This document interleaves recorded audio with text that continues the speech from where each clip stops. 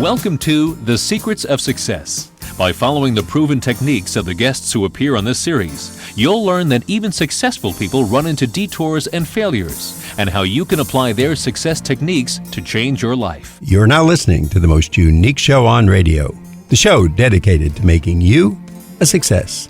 Do you suffer from stress or microstress? You'll find out today from our guests, Karen Dillon and Bob Cross. Karen and Bob, welcome to the show. Great. Thank you so much for having us. That's a new term to me, microstress. We've all heard the word stress. We're filled with it, I guess, today. But could you define it a little more and explain what microstress is? We got very interested in this, doing a whole series of interviews with really conventionally successful people that we were focused heavily on how relationships in their lives contributed to their well-being. And we're finding very specific things that had a positive impact.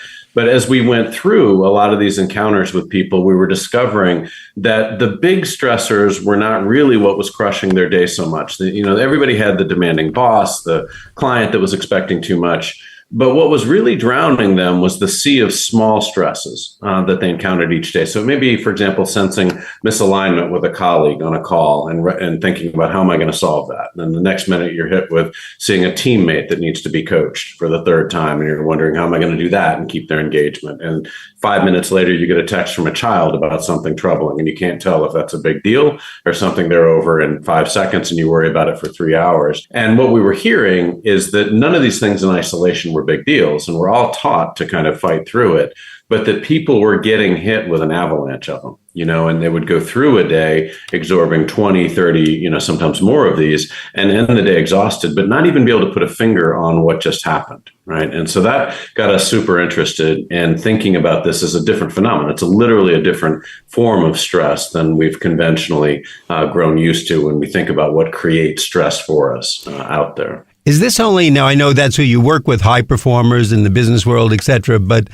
we don't consider the poor mom at home or the dad who's taking care of the family and getting dinner ready and running off to a game, a soccer game, meeting the teacher at the school, take care of something else. Does this apply across the board to everyone, or is it found more heavily in the people as you go up the pyramid? I think it applies across the board. What we were really focused on here is if these people who are presumably, they have the very best from the very best organizations, if they're not managing it well, then the rest of the world is in trouble too. And that was kind of the approach that we were going into, as we were talking to these people that presumably had it all.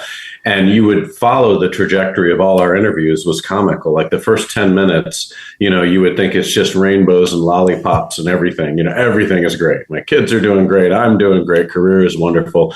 You get down to minute 25 or 30, the cracks start to pop in. Minute 45, 60, down to, some subset of them actually ended up in tears at different points around kind of how they were trying to hold, everything together.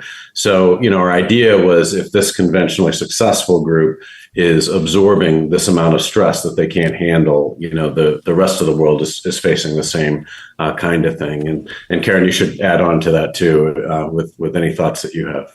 Yes, the people that you talked about certainly have microstress, because the common thread in microstress compared to other forms of stress is that microstresses are caused by people we care about or are close to or work closely with. It's not a bad guy necessarily who's causing some horrible thing in our lives. They're everyday interactions with the people who we're closest to in some ways, whether personally or professionally. So it just happens in our everyday life to people throughout the day. Microstress is a constant drip of tiny bits of stress. Karen, if you can tell me, and maybe I didn't copy this down correctly, but going from your book, that I put a note down that employees are more stressed today than the first year of the pandemic. Is that true? That is true. And there's a lot of research that backs that up. But I'll give you one really good example that came out of the way we responded in the pandemic. So all of us trying to keep our jobs and stay connected started doing Zoom calls and Zoom conference calls and things like that. So suddenly we're on camera all day with people that we're that we're connected to. And in the interest of trying to be less stressful, we might have cut meetings down to half an hour, right? So instead of having 8 one-hour meetings in a day, you might have 16 half-hour meetings in a day. So that's a lot lot of time where you can miss visual cues. You cannot express yourself perfectly. There could be cause for miscommunication when you leave a call. You amplify the opportunities for things to go wrong. And that came directly out of the pandemic, including the fact that people in the pandemic changed their routine commute, meaning they had less time to commute, so more time in theory to work. So I think everybody just got more stressed coming out of the pandemic, and it's not better, it's worse. That's a great point, and I never thought of it that way. Bob, you want to say something? I think it's a really great point. Like, it's the volume of the interactions we have, and Karen laid it out perfectly, right? The fact that we like somebody that we're interacting with that's causing us stress magnifies the effect of it. It's not just bad news on social media, and we absorb more of that stress. And the other thing that's tied to the book as well that happened through the pandemic, not only did the volume of these stress-creating interactions go up, and as Karen was saying, the frequency of them, but we also lost the things that kept perspective in our lives. And one of the things that we could see is the happiest people in our work, they tend to have at least 2 and usually 3 groups they're an authentic part of outside of their work. It can take any and all forms, right? It can be religious, music, athletics, community groups, philanthropic efforts. But what those efforts did is it formed you into an activity with other people that came at life from very different perspectives, right? And so suddenly you had, different dimensionality built into your life. And the people that do that better, they just don't get absorbed by the minutia of work as much. And so we've had kind of 2 effects happen. One, like Karen was saying, is the micro stresses have ramped up a whole layer as we've gone through the pandemic. But at the same time, the social distancing has pulled most of us out of the interactions that were creating perspective and keeping us from experiencing the stress, in the same way overall. That's a great point. I would have never thought of that, but of course it's true. And just that I always think of myself as someone who has social interactions, but could get along without them. I grew up as an only child, so you get to learn to have more time together. I'm 3 brothers and sisters taking your socks and things like that. But that really is interesting how that must have changed our lives. And I guess sadly that this is now causing continual stress. And you use the expression in the book that these micro-stress events are actually stealing our lives. And in what other ways are they taking life away from us? I can say in general that we could see 2 categories of people in this work. One that tend to be more proactive in how they lived, and then another that was more reactive. And so as we went through the pandemic, to give you one example, what I would see early on with some of the large surveys we did across thousands of organizations is we would include questions around how are you experiencing the pandemic? What's the impact of the pandemic on you? And this was maybe 2 months into it, right? When we thought, oh my gosh, it's going to go 3 months. And so it was really an open-ended question. Typically you ask those questions in surveys and nobody answers them. You send them to thousands of people and you get a couple of responses back.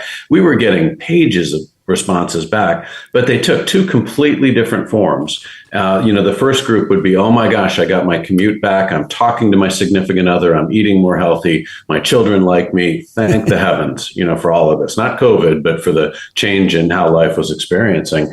And so you'd start to say, wow, this is actually a positive event. People are controlling their lives. And then you'd get down to the very next one and it'd be completely, as animated, but in the reverse direction. And it would be, oh my gosh, I've lost my commute. That was the only time I had to think. There's meetings all the time now. I need to get back to work, get back in the office, get out of this. How has this happened? Right. And the reality of it is the second group of people basically gave up control of the situation. Right. And they allowed all these interactions to come in on them and take that time back from them. Whereas the first group put structure and kind of maintained what was important to them in there. And that's really a core of what we find in this is the people that tend to be a little bit more proactive in small ways and finding ways to shield from these micro stresses and then finding ways to invest in connections that build resilience, build purpose, build growth in their lives. They do better. The stories that we heard as we went through these interviews of people that fell into too reactive a posture today never ended well. And it's a crazy thing because in reality, we have more ability to shape what we do and who we do it with today than ever before. But we give that up quickly. And I do believe it literally steals our life away, and has physical effects on blood pressure, all sorts of negative impacts that way too. And I like the way you said that, to be proactive in creating relationships. Obviously, we can do that. And now that we hear from someone like yourself and Karen that have studied this, we know it's something that's not only interesting for us to do, fun, enjoyable, a social event, but also it's going to increase our health and kind of keep us on the right path for a while. Before we go further, I'd like to let our audience know, if you're just tuning in, you're listening to The Secrets of Success on the voice of Nassau Community College, 90.3 WHPC. I'm your host, Bill Horan. Our guests today are Rob Cross and Karen Dillon. They are the co-authors of The MICROSTRESS Effect, subtitle, How Little Things Pile Up and Create Big Problems and What We Can Do About It. Karen and Rob, could you tell us, is there a website where we can find out more? Sure. There's a couple of sites. Both Karen and I have sites that are out there. So robcross.org, and Karen, you should let the world know your site. Tell us, Karen, what is it? KarenDillon.net, DILLON.net. Easy enough to remember. And again, we always give this to our audience later in the show. And by the way, to our audience, if you are impressed by this, but maybe you just caught part of it or not the entire show, you can always go to nccradio.org. That's nccradio.org. Just look for the MICROSTRESS Effect, and you can listen to a podcast of the show, or you can recommend it to a friend or tell your boss, hey, listen to the show and stop getting me so stressed out. So it'll have a couple of good effects for all of us. If we're saying to ourselves, okay, this is describing me, is there something we can do to eliminate this or to make our lives less stressful? There are two different components to doing something about this.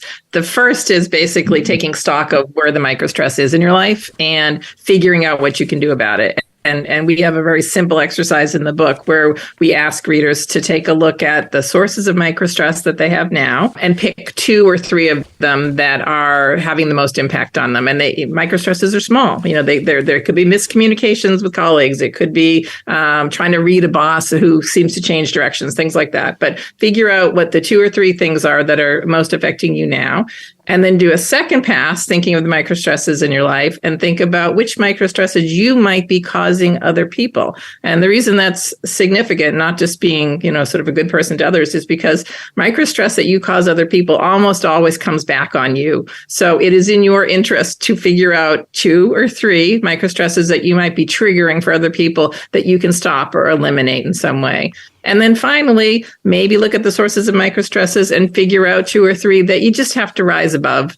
It's not because you're Pollyannish about the world. It's not because, you're seeing things from the bright side. You just have to let go of a couple of things that you're not going to be able to control or change. So doing an exercise to push back on a couple, to stop triggering a couple, and then deciding 2 or 3 you can let go of is the first step to kind of stopping the damage of microstress in your life. And even these small numbers of changes, really small changes, can make a significant effect in your life. There's a lot of research that will tell you removing a negative has between 3 and 5 times the impact as adding a positive. So eliminating even just a couple. So taking the negatives out, and the microstresses are negative, is going to make a material difference in your life, we think, on an everyday basis.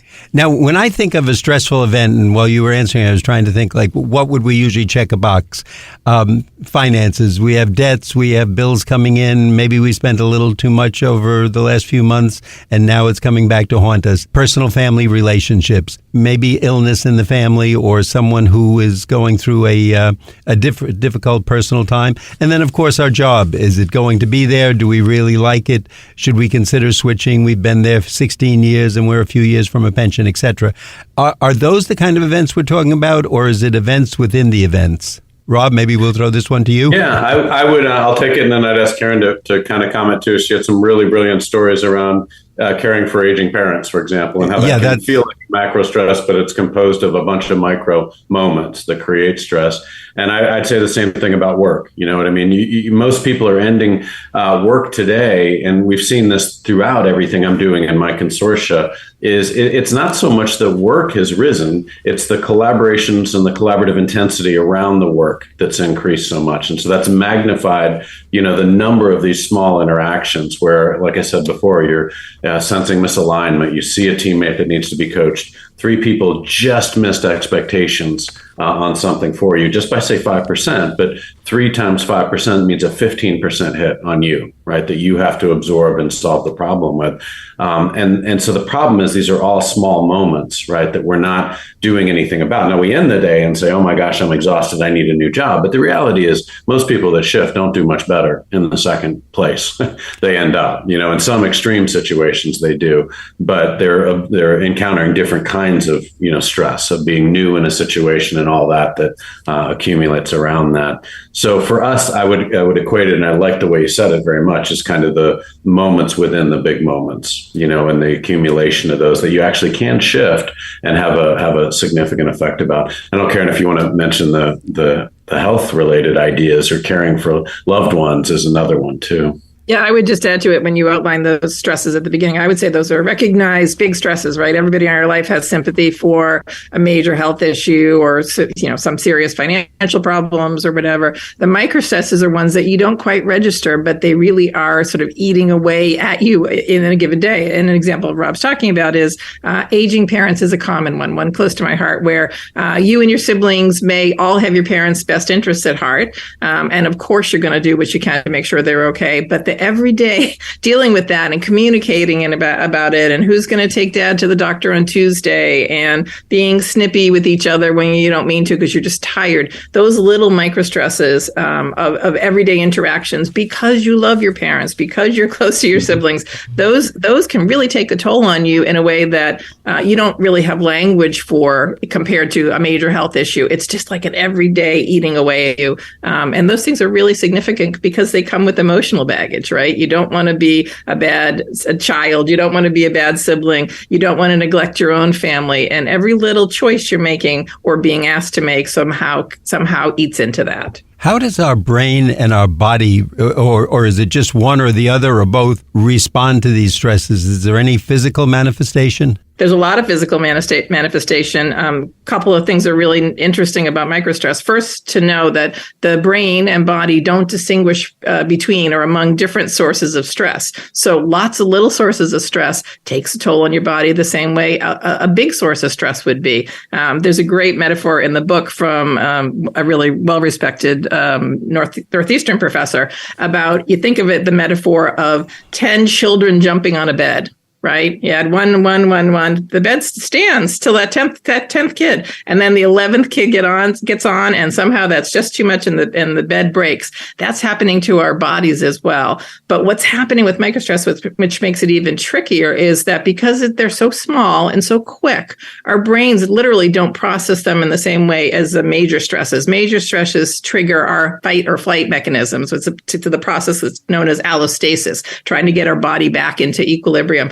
But these microstressors literally don't register on your frontal lobe in the same way because they're so quick. But our body is still responding to stress. There is more stress. And there's a really great research that we mentioned in the book in passing that just being in the presence of social stress within 2 hours of a meal, your body will metabolize what you ate, adding 104 extra calories. It will not metabolize in the same way as if you didn't have that stress in your life. So literally 104 extra calories. If you had it every day, you had that stress that was chipping it away at you, that would add 11 pounds in a year. So doing nothing differently other than being in the presence of social stress will possibly have you gain 11 pounds a year. So for no other difference now, and if listeners say, well, this doesn't apply to me for some reason, or my life is just perfect, but if they 11 pounds a year, I mean, this is why I'm chubby. Now you've really hit my problems, so we can do something about it.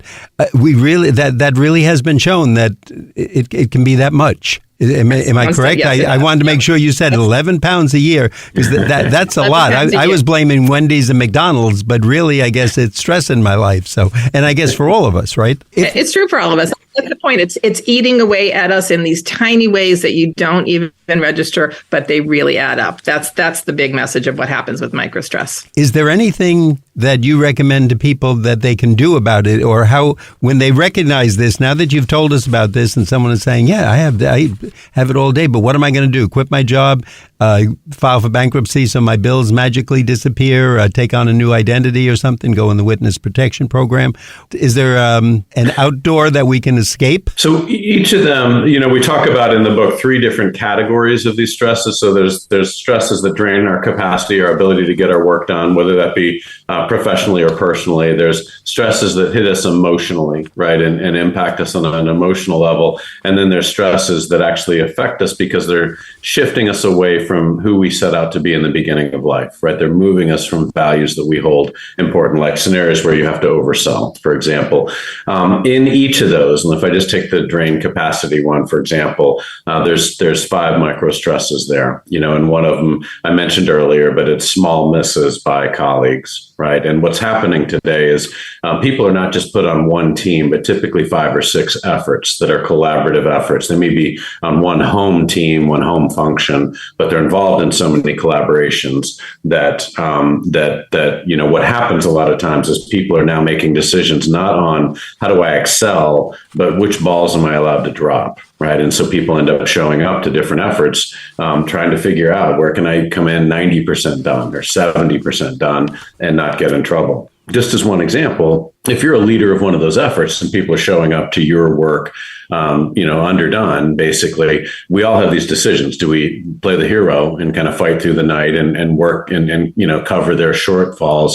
Or in the moment, do we appear like a jerk by saying, gosh, you were 5% under what you promised? Because it's all reasonable, right? Somebody, had a sick child, another person, his boss pulled him in a different direction. It's all reasonable stuff. But what we're finding is you can control that, right? And so instead of maybe jumping on somebody in the moment, you start running meetings where the last 5 minutes are reestablishing accountabilities, right? For who's going to do what, who's going to come through. There's a set of tactics behind each of these micro stresses that actually you can pretty quickly shift the interactions that are happening in a way that's positive. And to Karen's point, and I really would emphasize this, the ability to remove the negative interactions or to shape those negatives so that they're not hitting you. Again, I'd say it's 3 to 5 times the impact of going and finding a positive, right, connection out there. And yet very few people are doing things about the negative. We may do mindfulness or meditation or yoga, and all that is really important. It helps us persist in the system that we've built. But imagine if you could shape it, and actually do things simply that had an effect on these smaller moments. It's not going to go to witness protection, like you're saying, or leaving your job, but you actually have enormous latitude to shape the nature of these interactions that, again, we too unfortunately often give up in small ways. Karen and Rob, before we go further, I'd like to let our audience know once again that you're listening to The Secrets of Success on the voice of Nassau Community College, 90.3 WHPC. I'm your host, Bill Horan. Our guests today are Rob Cross and Karen Dillon. They are co-authors of The MICROSTRESS Effect, and we're going to ask them each for their website if you want to know more information, and maybe there's actually telling you what's bothering you, what's causing your upsetment, or what's causing you to gain 11 pounds. At least they're giving you a good excuse. So Karen and Rob, would you give us that information? KarenDillon.net is where you can find me. And robcross.org is where you can find me. Folks, I'm just wondering, I was thinking as you were answering questions, what are some of the most interesting things you found in your research when you got into this and started delving deeper? Were there things that really surprised you about this other than the 11-pound gain? Maybe you were going in one direction and said, oh my gosh, this is what we're really finding. We're used to thinking, so what we can see is how people experience a sense of purpose and meaning in their lives is not just in the work. Like that's gotten very popular for people to say, I just need to get some noble work that I'm doing and then I'll experience purpose and everything will be great. What we could see is that about 50% of how people experience purpose and meaning is embedded in the sets of relationships around the work. And you know what? I am going to have to say pause here. I got a cough all of a sudden. That's okay. I'm sorry. That's okay. Karen, maybe you can take this for a second. Let me get some water in me. You're allowed to cough. That's permitted.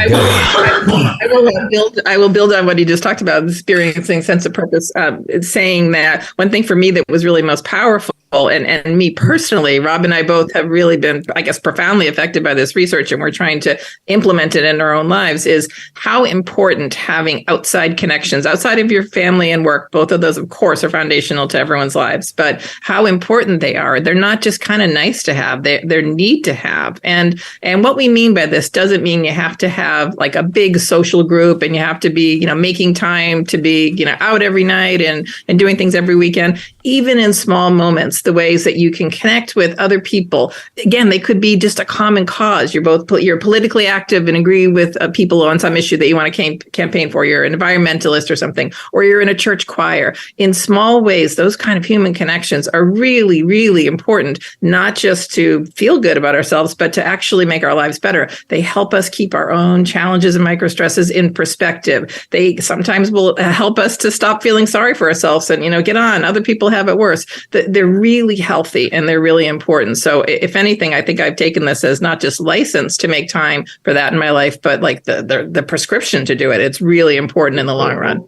And that's what we could see, when people talk again about purpose or resilience. Resilience is typically, individuals think about it as I have internal fortitude or grit. You know what I mean? I'm tough. I can get through the situation. But if you ask the number of people we did about setbacks in their lives and how they got through, not in terms of what they did, but who they turned to for different forms of support, you get 8 really predictable things that people get from others. They get perspective in a situation. They help people see a path forward. They give empathy. They use humor, in small moments that gets us back on track very quickly.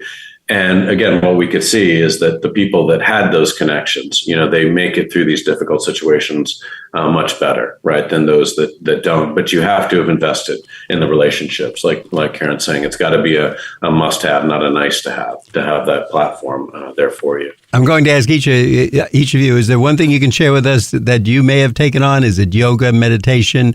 Do you just run for 10 minutes in the morning, or just spend a little quiet time with your dog or your kitten or something? I will answer for myself. So during the pandemic, I probably craving that. I am more of a social creature, but I started meeting 2 of my college friends who I had just really not been in great touch with in the past decade, both of whom I had lived with at one point in my life, but we hadn't seen each other. We started meeting up to go for hikes. It was a safe thing to do in the pandemic, and just being together and talking and kind of knowing each other so well, that became really powerful for me. It was really an antidote to so much of the stress of the pandemic. And that's just continued to blossom. We took a girls' trip to the Azores recently, and it just reminded me how important having that perspective on my own life and having those human connections were. So that's part of my everyday life now, having that connection with a group of friends I had a little bit lost touch with. Rob, how about you? Anything that's changed? Yeah. So for me, I very much believe in that. At least 2 and 3, usually 3 groups you're doing something with that's, authentically part of outside of work. So for me, it's a cycling group that I belong to with a bunch of old, guys that go out and bike obscene numbers of miles and pull each other through. It's tennis groups that I'm a part of in my church. And I find that each of those brings different thought, perspectives onto my issues, different friendships.